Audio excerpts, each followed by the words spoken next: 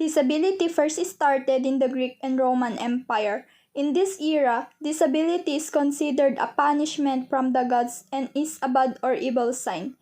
They believe that an individual is what he is now and forever. In consequences of philosophy, people with disability are chained, left on hills, thrown off cliffs, and drowned.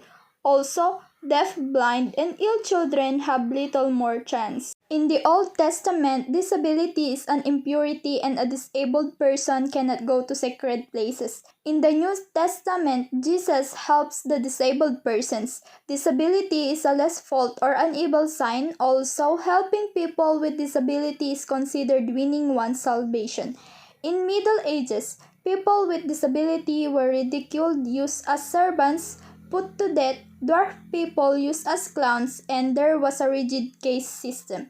In Renaissance, people with disability are accepted by Catholic Church, cared in isolation, doesn't acquire education but is treated humane. Also, people with disability are put in asylums. The idea of educating Filipino children with disabilities was expressed by Mr. Fred Atkinson.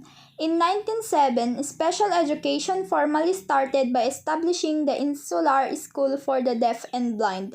The government established the Welfare Bill Children's Village, a school for people with mental retardation in Mandaluyong. In 1945, the National Orthopedic Hospital School for the Crippled Children and Youth is established. In 1949, Quezon City Science High School was inaugurated for gifted students. In 1950, PAD opened the school for the children with hearing impairment. In 1956, special classes for the deaf in regular class were implemented. In 1960, some private colleges and universities started to offer special education courses on graduate school curriculum. In 1963, with the approval of RA number 3562, the training of deaf teachers scholars for blind children started at the Philippine Normal University. In 1965 marked the start of training programs for school administrators on the supervision of special classes held at University of the Philippines. In 1969 to 1980, many things happened such as classes for socially maladjusted children were organized. Training of teacher for children with behavior problems started. The Tahanan Special School for the socially maladjusted children and youth were established. The Silahis concept of special education in public elementary were implemented.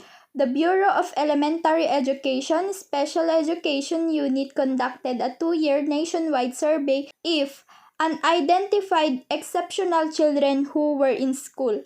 The School for the Crippled Children at the Southern Island Hospital in Cebu was organized. In 1990 to 2013, many things happened such as the Philippine Institute for the Deaf, an oral school for children with hearing impairments, was established. The summer training for teachers of the visually impaired started at the Philippine Normal University. DEX Order Number 5 Reclassification of Regular Teacher and Principal Items to SPED Teacher and Special Schools Principal Item.